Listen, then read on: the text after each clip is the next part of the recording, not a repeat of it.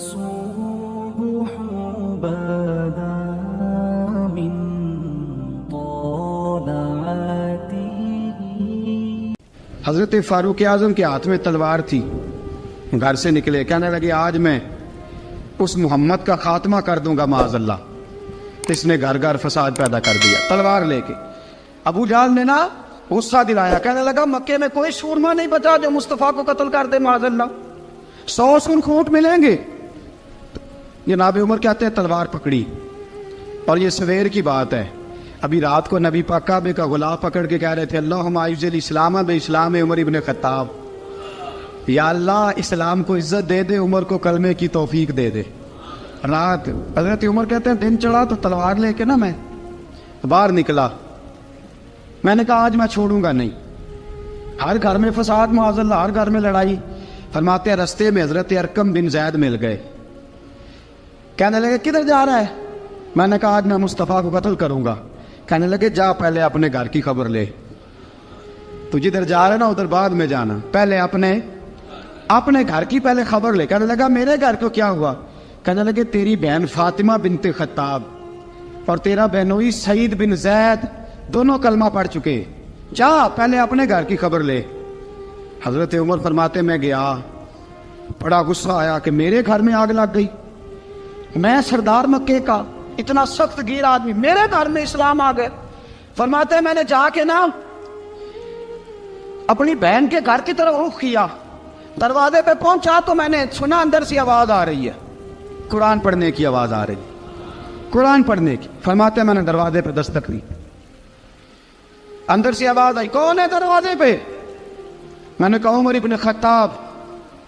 فرماتے ہیں کہ میرے بہنوئی نے کہا کہ فاطمہ تیرا بھائی بڑا سخت ہے. فرماتے ہیں میری بہن نے جلدی سے قرآن کے صفحے لپیٹ کے اوپر رکھ دیے. میرے بھائی جو تھے وہ میرے بہنوئی ایک دروازے کے پیچھے چھپ گئے. فرماتے ہیں میری بہن سامنے کھڑی ہے, پیار بھی بڑا تھا. میں نے جاتے ہی کہا کیا کر رہی تھی؟ توجہ ہے آپ کی؟ غلامان محمد جان دینے سے نہیں ڈرتے, یہ سر کٹ جائے یا رہ جائے کچھ پرواہ نہیں کرتے. ہمیں لگے کیا کر رہی تھی؟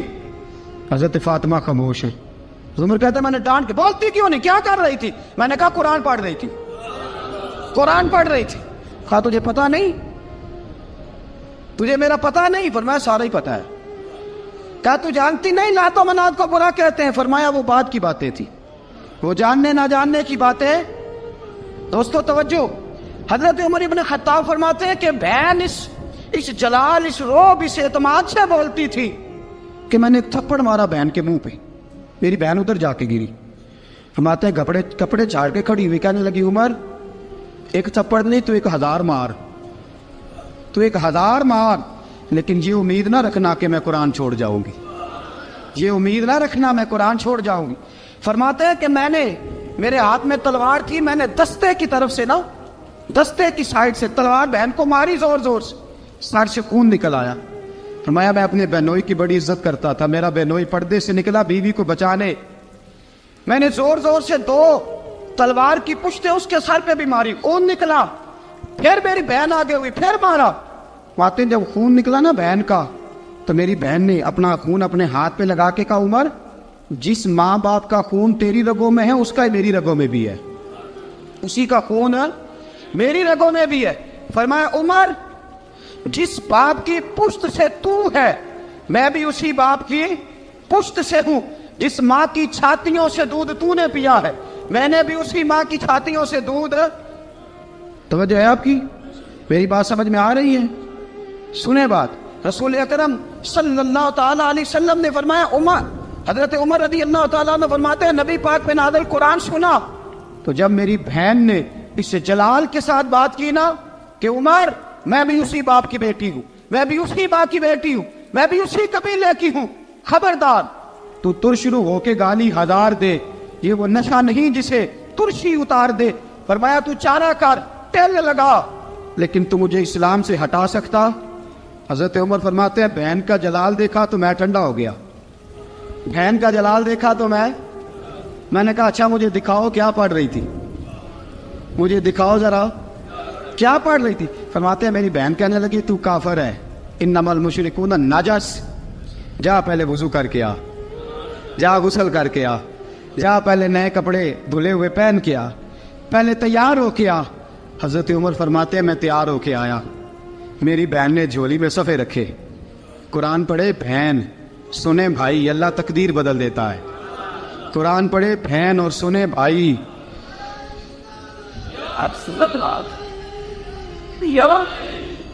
قرآن پڑھے بھائی اور سنے بہن، اللہ تقدیر۔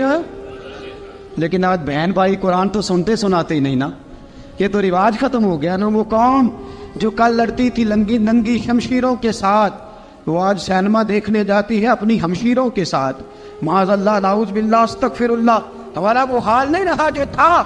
حضرت عمر فرماتے ہیں بہن نے قرآن پڑھا، میں نے قرآن سنا، پتہ نہیں قرآن میں کیا لذت سی، میں رو رو کے بے حال ہو گیا۔ فرماتے ہیں میرے جیسا سخت آدمی، میرے جیسا سخت جو کبھی نہیں رویا تھا، آج قرآن سنا۔ فَإِذَا سَمِعُوا مَا أُنزِلَ إِلَى الرَّسُولِ تَرَىٰ أَعْيُنَهُمْ، جب قرآن، اللہ کا قرآن پڑھا جاتا ہے جو رسول پہ آیا، تو لوگوں کی آنکھوں کو تم دیکھو گے، ان کی آنکھوں میں آنسو ہوتے ہیں۔ فرمایا میں رو رو کے بے حال ہو گیا۔ میری بہن کہنے لگی بھائی کیا پروگرام ہے؟ میں نے کہا مجھے بھی لے چلو، مجھے بھی لے چلو۔ کہا چلو۔ فرمانے لگے ذرا ٹھہر جاؤ، میرے نا ہاتھ باندھو رسیوں کے ساتھ، نا میرے ہاتھ پیچھے میرے ہاتھ باندھ لو، گلے میں میری تلوار لٹکا لو، میں مارنے آیا تھا، اب میں مجرم بن کے جانا چاہتا ہوں، مجرم بن کے۔ اور ہمارے شیخ فرمایا کرتے تھے استاد گرامی، حضرت عمر فرمانے لگے مجھے مارتے مارتے لے کے جاؤ، میں چونکہ مارنے آیا تھا نا مجھے۔ اور ایک پنجابی کا شاعر کہتا ہے حضرت عمر نے کہا گھروں آیا سا مار مکاونے نو، گھروں آیا سا مار مکاونے نو، ان مینو مار دے لے چلو، متے عمر دی عمر برباد ہوئے جتھے عمر سوار دے لے چلو۔ گھروں آیا سا مار مکاونے نو، ان مینو مار دے لے چلو، متے عمر دی عمر برباد ہوئے جتھے عمر سوار دے، متے عمر دی عمر برباد ہوئے جتھے عمر سوار دے۔ فرماتے جب پہنچے نا دار ارقم میں تو دروازے پہ حضرت امیر حمزہ کھڑے تھے۔ حضرت امیر حمزہ، ایک شخص کہنے لگا حضرت امیر حمزہ سے عمر آ رہا ہے، فرمایا آنے دو۔ کہا حضور وہ تلوار بھی گلے میں لٹک رہی ہے، فرمایا آنے دو، وہ اگر عمر ہے تو میں بھی امیر حمزہ ہوں، وہ اگر عمر ہے تو انا اشہد اللہ و رسولہ، میں اللہ رسول کا شعر ہوں، آنے دو۔ کہا آپ کیا کریں گے؟ کہا ادب ملحوظ رکھے گا تو خاطر سے بٹھائیں گے، نمونہ اس کو ہم خلق محمد کا دکھائیں گے، اگر نیت نہیں اچھی تو میں اس کو قتل کر دوں گا، اسی کی تیغ سے سر کاٹ کے چھاتی پہ دھر دوں گا، میں آنے تو دو، آنے دو عمر کو۔ حضرت عمر آئے، دروازے میں داخل ہوئے، صحابہ فرماتے ہیں کہ حضور نے شور سنا، فرمایا کون ہے دروازے پہ؟ فرمایا عمر۔ فرماتے ہیں حضور اٹھے تیزی سے، چادر گر گئی، چادر، حضور تیزی سے اٹھے، کھول دو دروازہ۔ حضور عمر کے گلے میں تلوار ہے، فرمایا پھاٹک کھول دو۔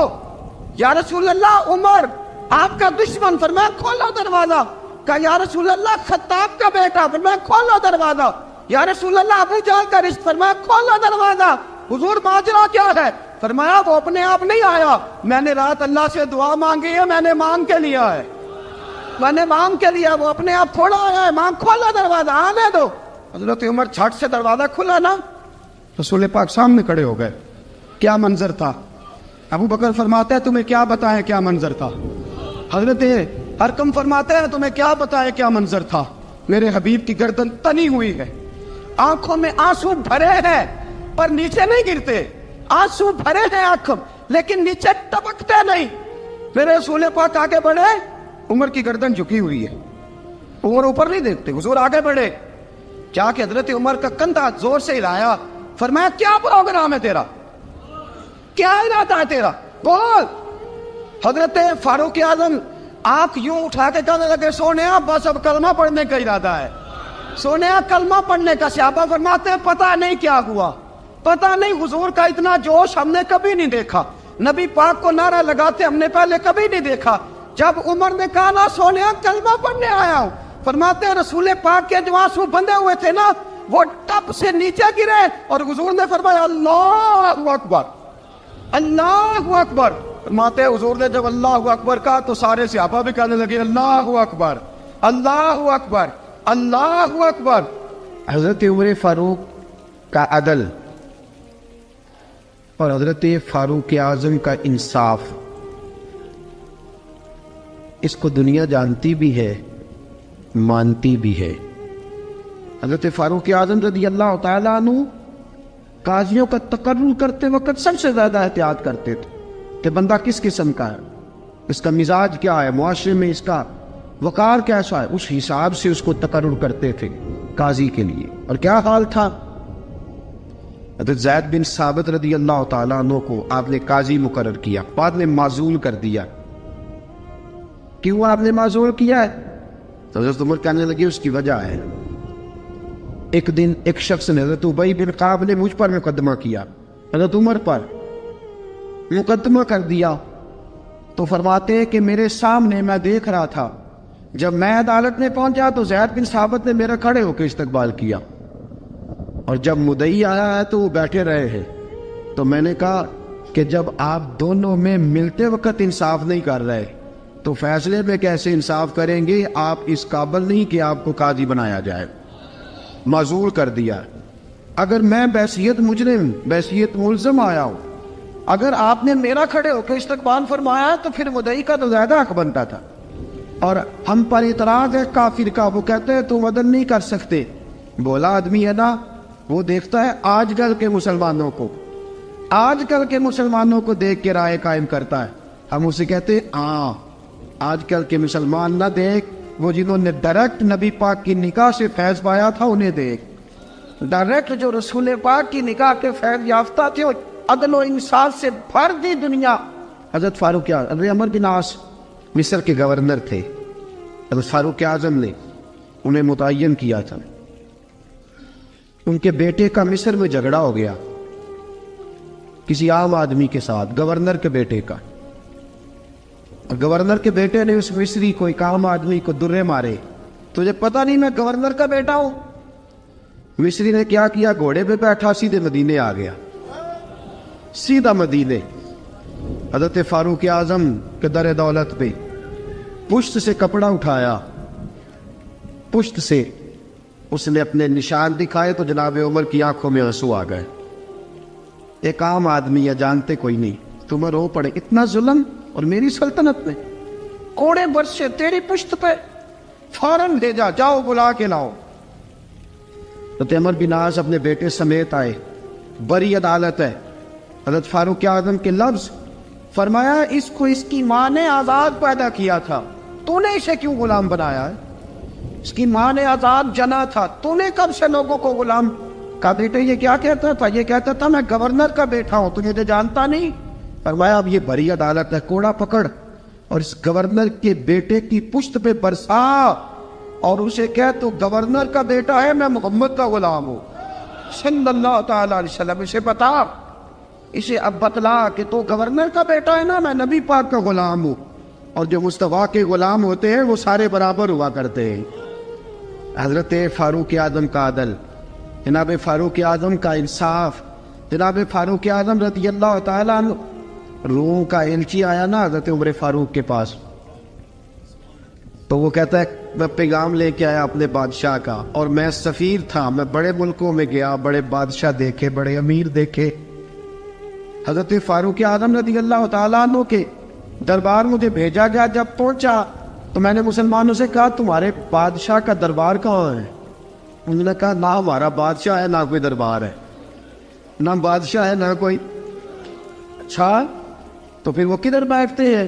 کہا یا مسجد میں ملیں گے یا اپنے جھونپڑے میں ملیں گے۔ تو کہا تمہارا بادشاہ بھی کوئی نہیں؟ کہا بادشاہ نہیں، ہم مومن ہیں، ہمارا ایک امیر ہے جسے امیر المومنین کہا جاتا ہے۔ وہ شخص کہتا ہے میں مسجد گیا، میں نے کہا عمر کدھر ہے؟ انہوں نے کہا جی ابھی نکلے تھے ادھر ہی ہوں گے۔ میں نے کہا یہ کیسا بادشاہ ہے؟ کوئی کہتا ادھر ہوں گے، کوئی کہتا ادھر ہوں گے۔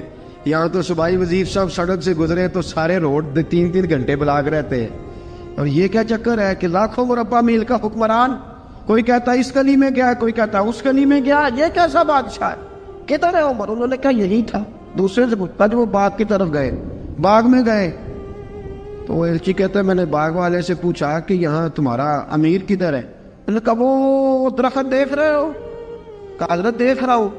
اس درخت کے نیچے وہ ایک شخص جو سویا ہوا ہے نا، مٹی کا ڈھیلا سرانا بنا کے، وہ درخت کے نیچے مٹی کے ڈھیلے کا سرانہ بنا کے جو بندہ سویا ہے وہی ہمارا امیر ہے.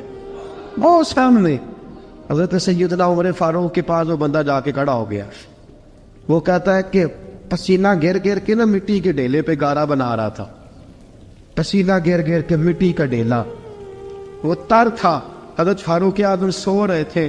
کہنے لگا میں 20 اور درجنوں بادشاہوں کو دیکھ چکا تھا جن کی آگے 10 گن. حضرت عمر کی آنکھ کھلی, تامت سے بیٹی اٹھ کے بیٹھ گئے.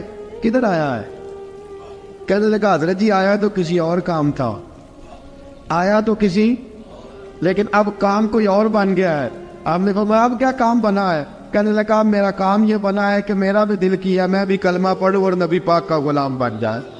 یہ کام بن گیا. اور ساتھیوں بس مدینے میں وہ دن بڑا عجیب تھا جب سیدنا فاروق اعظم کے بیٹے کا معاملہ آ گیا. آج 60 سال کا بوڑھا عمر, ابو شامہ حضرت عمر کے صاحبزادے, یہودیوں نے سازش کر کے انہیں نبیذ پلا دی. نبیذ جائز تھی, نبیذ کیا کہ شراب پلا دی. پھر مقدمہ قائم ہوا. کہا اب پتہ چلتا ہے عمر کتنا عدل کرتا ہے. سیدنا فاروق اعظم کے پاس گواہ آئے, صاحبزادہ اندر کھانا کھا رہا تھا. فاروق اعظم نے گریبان سے پکڑا, کھینچ کے لائے. فرمایا ابو شامہ چل, تو نے شراب پی ہے, تجھے کوڑے مارے جائیں گے, تیرے لیے 100 یا 80 کوڑوں کی سزا تیاری کر لے. ابو شامہ کہتے ہیں کہ ابا جی انہوں نے نبیذ کہی تھی, شراب پلا دی. فرمایا تو نے پی کیوں؟ تو نے پی کیوں؟ بڑے بزم میں بار شیر مسجد نبوی کا فاروق اعظم. اولاد تو بزدل کر دیتی ہے نا بندے کو, اولاد تو کمزور کر دیتی ہے. آج مدینے نے عجیب ماجرا دیکھا. حضرت فاروق اعظم کی زوجہ روتی ہوئی آئی, کہنے لگی حضرت جی میرا لخت جگر ہے, ایک کوڑے کے بدلے پیدل حج کروں گی, ایک کوڑے کے بدلے صدقہ اور خیرات کروں گی. میرا بیٹا غلطی کر بیٹھا ہے, یہ کام نہ کریں. آپ نے فرمایا تو مجھے کہتی ہے میں یہ کام نہ کروں؟ تیرے حج اور تیرے کوڑے کیا کرتے, تیرے حج اور صدقے کیا کرتے ہیں؟ کوڑے لگانا میرے مصطفیٰ کی شریعت کا قانون ہے. تو بیٹے کی بات کرتی ہے, عمر کا اپنا معاملہ بھی ہوتا تو عمر یہی سلوک کرتا.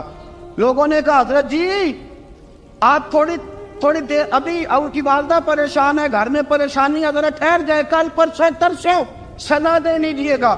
فرمایا تمہیں یاد نہیں جب مدینے کی ایک بی بی نے چوری کر لی تھی اور میرے مصطفیٰ کی بارگاہ میں کہا گیا تھا حضور ذرا ٹھہر جائے, سزا نہ دے, تو حضور نے فرمایا تھا اگر فاطمہ بھی چوری کرتی تو ہاتھ کاٹ دیتا. تمہیں یاد نہیں نظر مصطفیٰ کے ٹکڑے کھانے والا ہوں, میں کیوں دیر کروں؟ اس نے گناہ کرنے میں دیر کی ہے جو سزا میں دیر کروں, برساؤ کوڑے. حضرت افلا نامی غلام, حضرت جی آپ کا لخت جگر ہے. فرمایا لخت جگر نہ دیکھ, مصطفیٰ کا قانون دیکھ. میرا بیٹا نہ دیکھ, مصطفیٰ کے قانون کا قیام ضروری ہے. اگر علی بیٹے کی قربانی دے سکتا ہے, اگر لوگ فاطمہ کے بیٹے کی قربانی یاد رکھیں گے تو تاریخ کبھی بھی عمر کے بیٹے کی قربانی نہیں بھولے گی. فرمایا غلطی سے ہو گیا یا جیسے بھی, اسے خیال کرنا چاہیے تھا. کوڑے لگاؤ. 80 کوڑے لگے تو بیٹے کی روح پرواز کر گئی. جب جوان بیٹا کسی کا, کوثر نیازی نے کہا تھا باپ کا جنازہ اٹھانا بڑا آسان پر بیٹوں کے جنازے اٹھانے بڑے مشکل ہیں. جب فاروق اعظم کا بیٹے کا انتقال ہوا, بیٹے نے آنکھیں کھولی, باپ کی طرف دیکھا تو سیدنا فاروق اعظم عدل و انصاف 2 آنسو آنکھوں میں آئے. کہ بیٹا حضور سے جا کے کہنا کہ عمر نے بیٹا نہیں دیکھا, آقا تیرا قانون دیکھ, جا کے حضور سے میرا پیغام دینا. حضرت ابو شامہ رضی اللہ تعالیٰ عنہ وصال کر گئے. تاریخ کیسے کیسے منظر ازالت الخلفاء شاہ ولی اللہ کی بطور والا پیش کروں. حضرت ابو شامہ کا وصال ہو گیا, 20 کوڑے باقی تھے. لوگوں نے حضرت جی آپ کیا کرنا ہے؟ فرمایا اس کا جنازہ پڑھو, اسے قبر میں دفن کرو, باقی 20 کوڑے اس کی قبر پہ مارو, اس کی قبر پہ 20 کوڑے مارو. کا حضرت جی ایسا بھی ہوتا ہے؟ فرمایا اس لیے ایسا ہوتا ہے کہ یہ میرے مصطفیٰ کا قانون ہے. میری اولاد کا معاملہ آئے تو میں درگزر کروں. فرمایا مارو کوڑے. حضرت سیدنا حذیفہ بن یمان فرماتے فاروق اعظم بیٹے کی قبر پہ کھڑے تھے, داڑھی آنسوؤں سے بھری ہوئی تھی. میں دوڑا ہوا آیا, میں نے کہا عمر نہ رو, آج خواب رات تیرے بیٹے کا جنازہ تھا, जनाजा पढ़ के सोया हूँ तो ख्वाब में मुझे रसूल पाक की ज़ियारत नसीब हुई है। नबी पाक ख्वाब में थे तो 2 सब्ज गुल्ले तेरे बेटे को पहना रखे थे और रसूल पाक की बगल में खड़ा था। हुजूर ने फरमाया उमर को जाके कहना कि तूने बेटा पाक करके भेजा था, अल्लाह ने जन्नत के सारे दरवाजे खोल दिए हैं। अल्लाह ने उमर को मेरा सलाम कहना और उसे कहना उमर तेरा हुदूदुल्लाह कायम करना खुदा को भी पसंद है, मुस्तफ़ा को भी पसंद। साथियों, उमर इंतकाल कर गए। 26 ज़िलहज को जख्म लगा।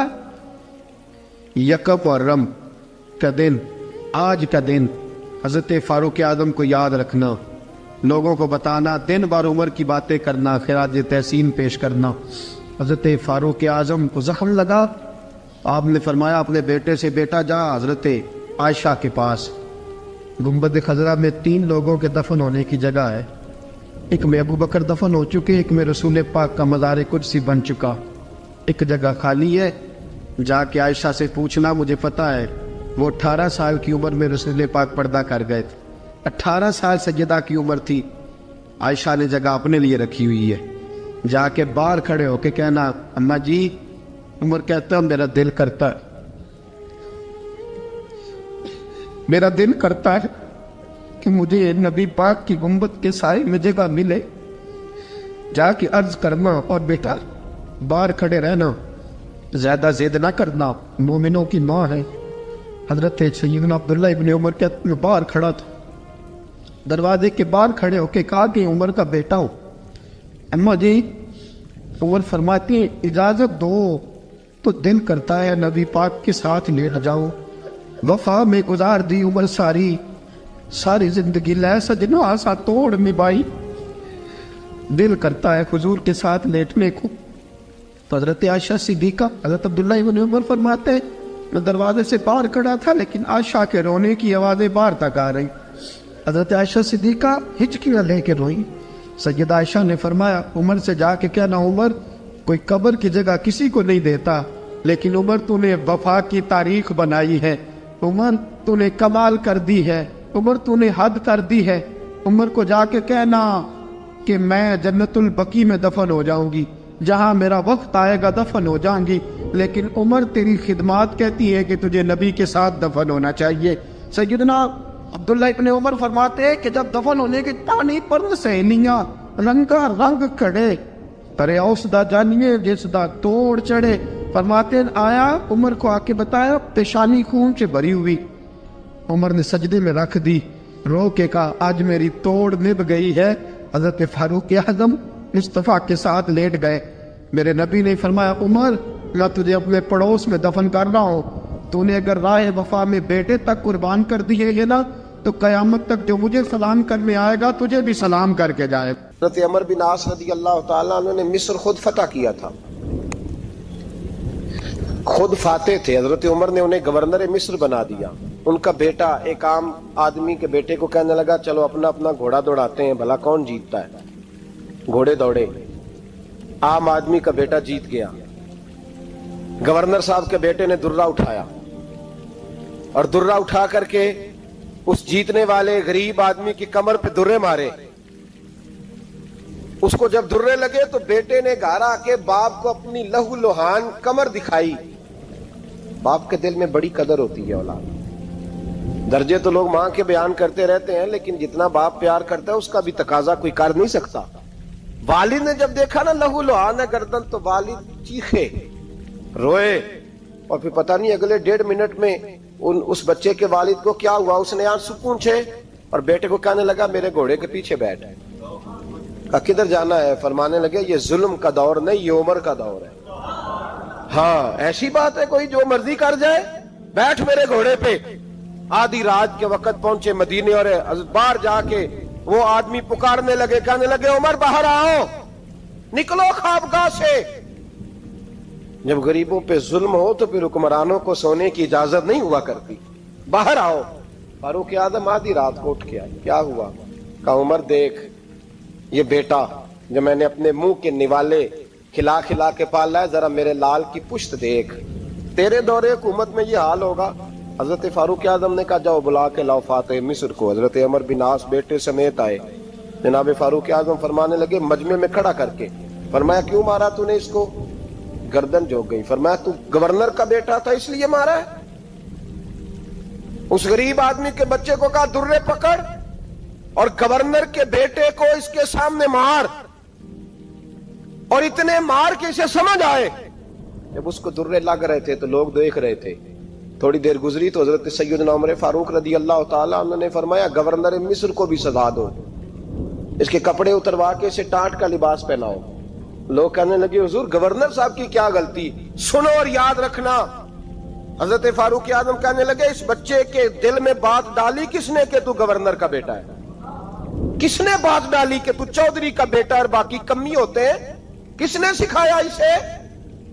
وہ طاقتیں بھی ہم کچھ لیں گے جو سکھاتی ہیں کہ فلانا بڑا ہے فلانا چھوٹا ہے. فرمایا نا, جب کوئی رسول اللہ کا کلمہ پڑھ لیتے ہیں وہ برابر ہو جایا کرتے ہیں. اس کو کس نے سکھایا؟ کس نے سکھایا اس کو؟ گورنر کو بھی. اور پھر حضرت عمر نے تاریخی جملہ کہا, حضرت عمر بن عاص کی طرف دیکھ کے فرمایا جب اللہ نے ان لوگوں کو آزاد پیدا کیا تم نے کیوں غلام بنا لیا؟ جب رب نے آزاد پیدا کیا تم نے کیوں غلام بنایا؟ عزیزو یاد رکھو, جب انصاف کا بول بالا ہوتا ہے پھر کوئی آدمی ڈرتا ہے. یہاں انصاف نہیں ملتا. اور میں آپ خود, ایک بات یاد آ گئی, حضرت عمر کا زمانہ تھا تو غسان کے بادشاہ نے کلمہ پڑھ لیا. جو لوگ غریب کہلاتے ہیں نا وہ ذرا میری بات پہ زیادہ توجہ کریں. غریبوں کو سنانے لگا ہوں, غریب ذرا توجہ کریں. غسان کے بادشاہ نے اسلام قبول کر لیا, اور اسلام قبول کرتے ہی وہ آئے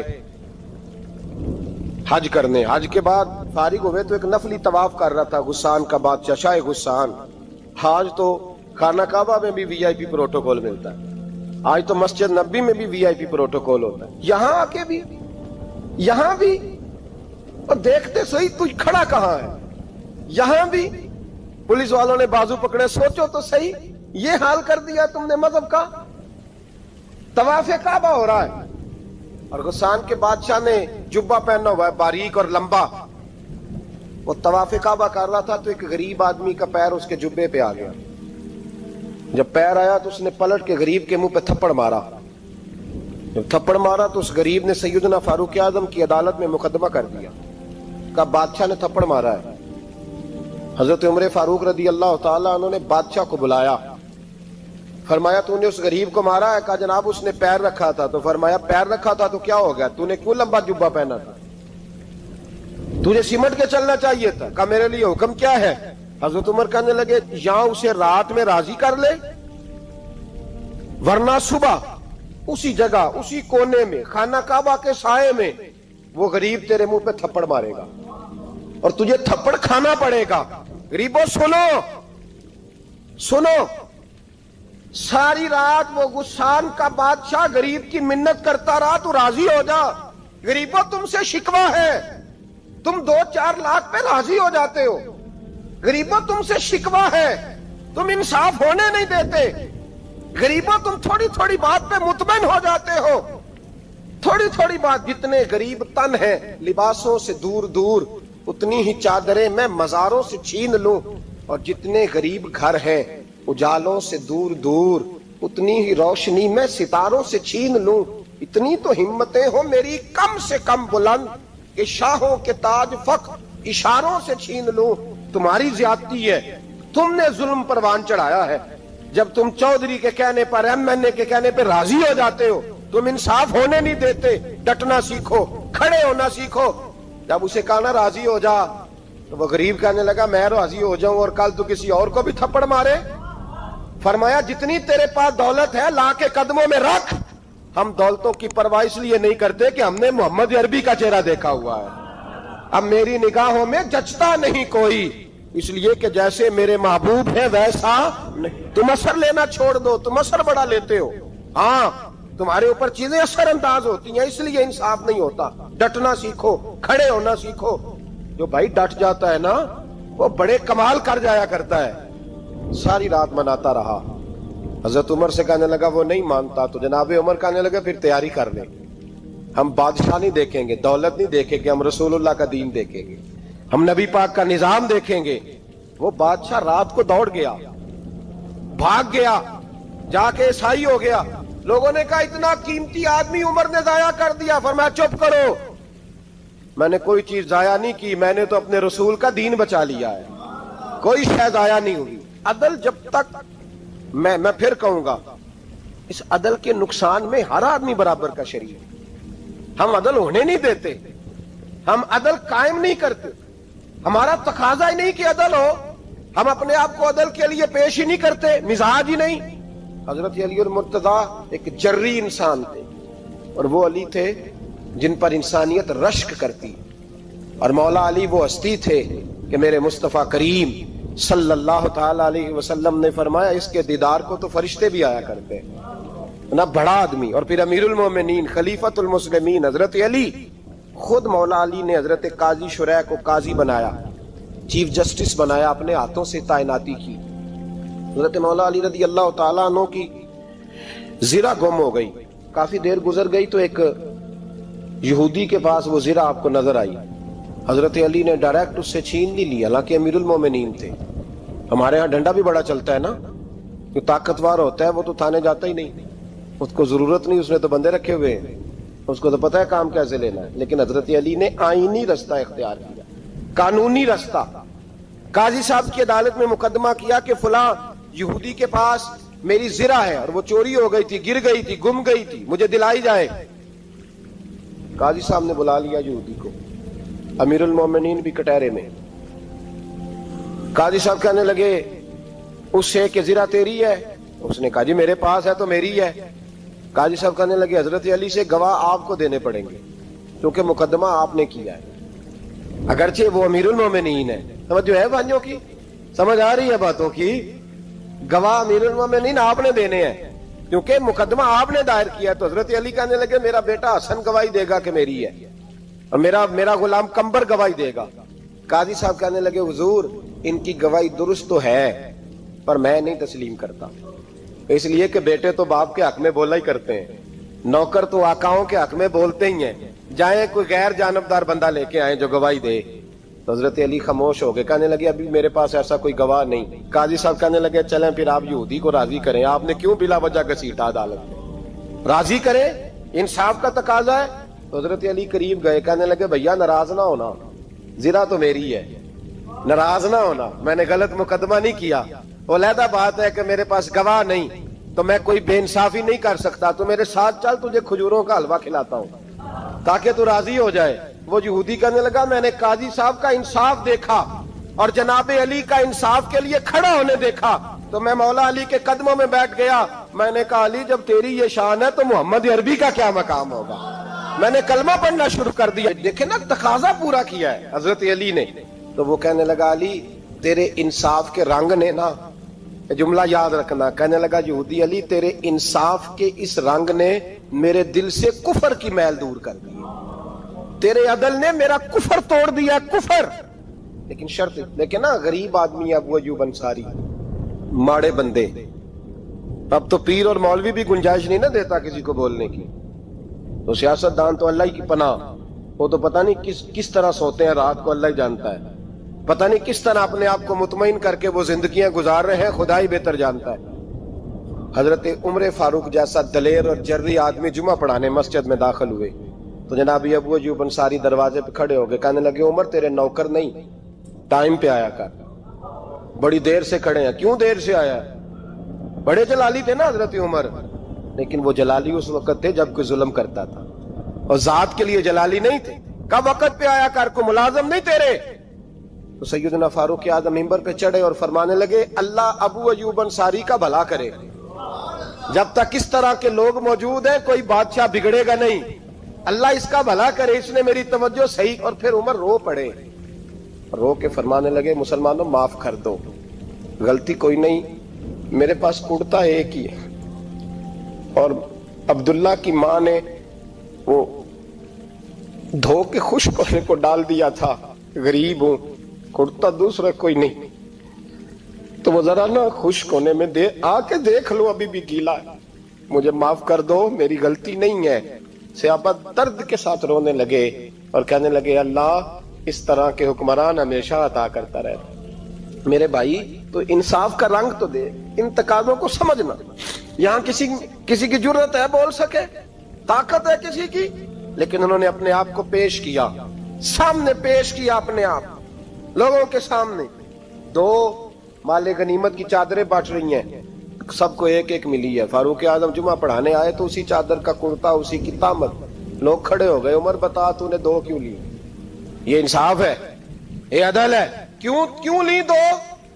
حضرت عمر کہنے لگے میرا بیٹا جواب دے گا. عبداللہ بن عمر بولے، کہنے لگے ابا جی کے کپڑے بڑے پرانے ہو گئے تھے، میں نے اپنے حصے کی بھی اپنے ابا جی کو دے دی ہے. دیکھیں نا، یہ انصاف میرے نبی پاک نے کیا ہے، صحابہ نے سیکھا ہے. میں اور آپ تیار نہیں، ہم تیار نہیں انصاف کے لیے، ہمارا مزاج نہیں انصاف کا. ہمیں خود بہت سارا آگے پیش ہو کے رنگ دکھانا پڑے گا، اس کے لیے ہماری تیاری نہیں.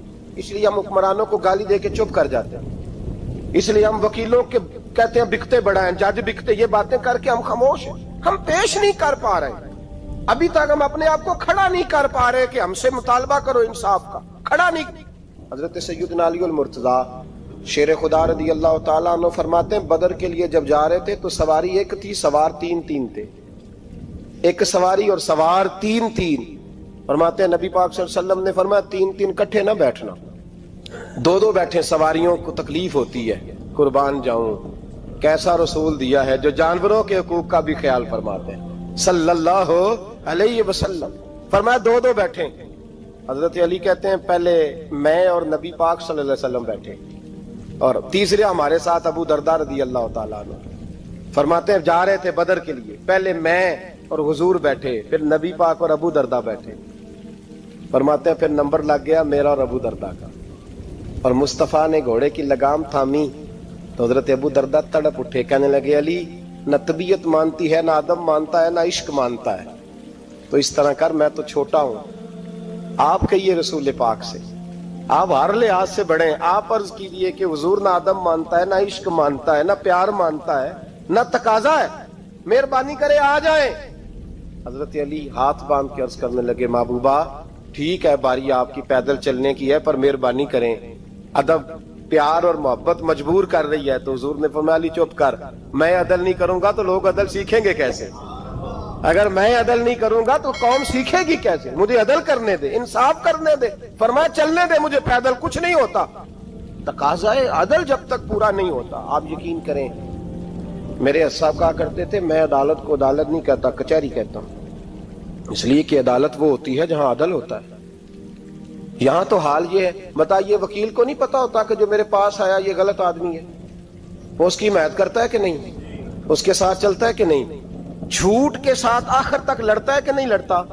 جو گواہ بن کے جا رہے ہوتے ہیں انہیں پتا ہوتا ہے کہ نہیں کہ ہم جھوٹے کی گواہی دینے جا رہے ہیں. تو پھر کیا سارا ظلم حکومتیں کر رہی ہیں؟ معاشرہ بھی تو اپنی ترتیب بدلے نا، لوگ بھی تو اپنا رنگ بدلے نا، لوگ بھی تو طبیعت بدلے نا. کون منتخب کرتا ہے انہیں ظالموں کو؟ عوام، اور پھر اس کے بعد شکوہ بھی عوام ہی کرتی ہے. خدا را تقاضے سمجھو، مزاج سمجھو، طبیعت سمجھو اسلام کی. میرے نبی پاک صلی اللہ علیہ وسلم نے عدل کا بول بالا کیا ہر مقام پر، ہر نقطے پر.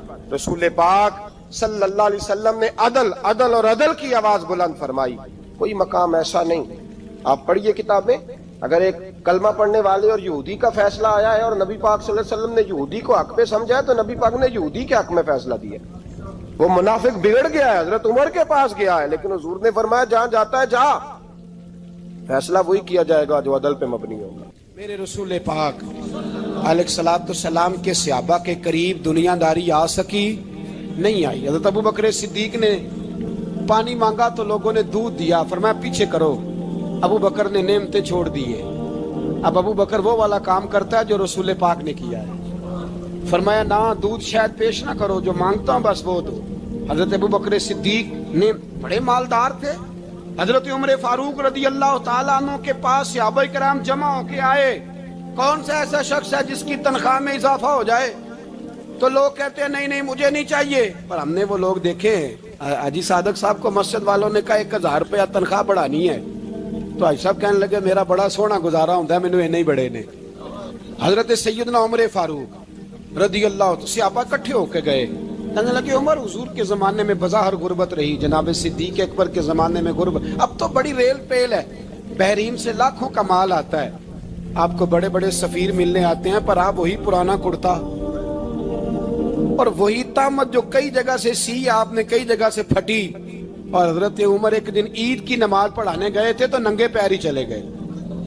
لوگوں نے کہا جوتا، فرمایا ٹوٹ گیا تھا یار، پہننے کے قابل نہیں تھا. فرمایا ننگے پیر آ گئے ہو، لوگ کیا کہیں گے؟ فرمایا چھوڑو، عمر کے پاؤں ننگے ہیں لیکن عمر کے کردار میں تو کوئی شک نہیں نا، پیر ہی ننگے ہیں نا، کیا ہوا؟ چھوڑو اس بات کو. کوئی پیار نہیں دنیا داری سے، دولت سے، کوئی چکر ہی نہیں. حضرت سیدنا عمر فاروق رضی اللہ تعالیٰ عنہ کو صحابہ نے کٹھے ہو کے کہا، یہ ہے امت کے بیدار ہونے کے طریقے جو عرض کر رہا ہوں. کہا جناب آپ اب بڑا مال غنیمت ہے اور جس طرح ہر صحابی کا حصہ ہے آپ کا بھی حصہ ہے، تو ایک نیا کرتا ہی ڈال لیں آپ خرید کے. اب جب مشورہ ہو گیا صحابہ میں تو کہنے لگے عمر سے بات کون کرے گا؟ نیا کرتا پہننے کی عمر سے بات کس کو برا لگتا ہے جی؟ نیا کرتا کون بات کرے گا؟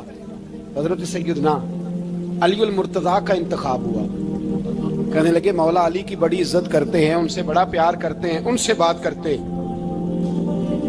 تو حضرت علی کو بلایا گیا، عرض کی حضور مہربانی فرمائیں. حضرت عمر سے کہے نئے کرتے کے لیے. آپ فرمانے لگے عمر میری بڑی قدر کرتا ہے، بڑی بات سنتا ہے، پر یہ والا کام نہیں میں عمر سے کہہ سکتا، یہ کسی اور سے کہو.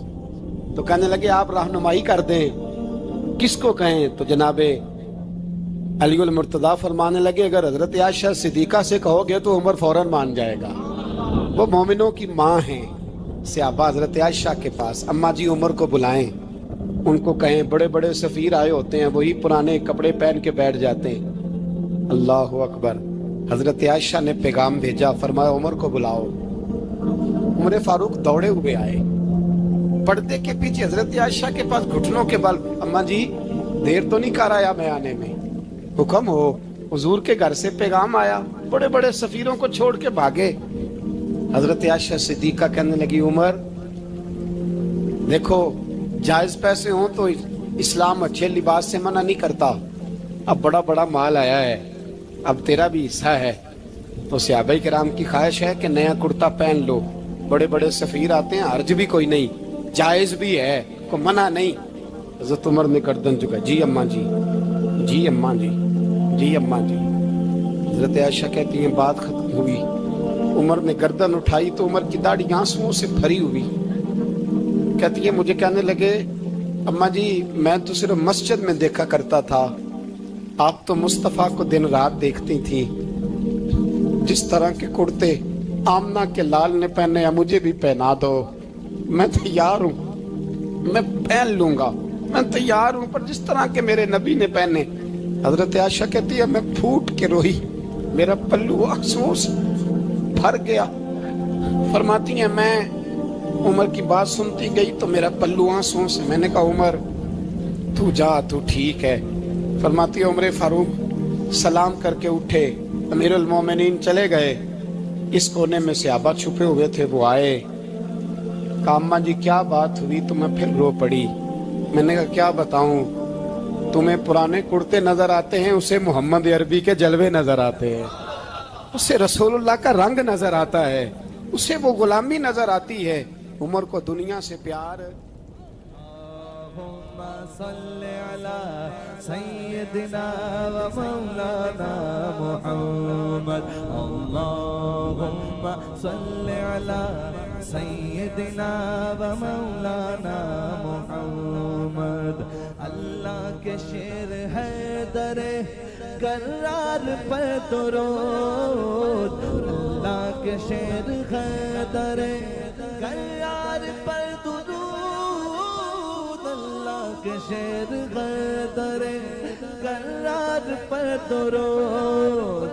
حضرت حسن حسین کے کردار پر درود. اللہم صل علی سیدنا و مولانا محمد وعلی سیدنا علی و سید وسيدتنا فاطمة وسيدتنا زينب وسيدنا حسن وسيدنا حسين وعلى آله وصحبه وبارك وسلم زینب کی بارگاہ میں زینب کی بارگاہ میں زینب کی بارگاہ میں زینب کی بارگاہ میں سلام نیاز ہے زینب کی بارگاہ میں سلام نیاز ہے جو مرتضیٰ کی لاڈلی زہرا کا ناز ہے اللہم صلی علی سیدنا و مولانا محمد وعلی سیدنا علی و سیدتنا فاطمہ و سیدتنا زینب و سیدنا حسن و سیدنا حسین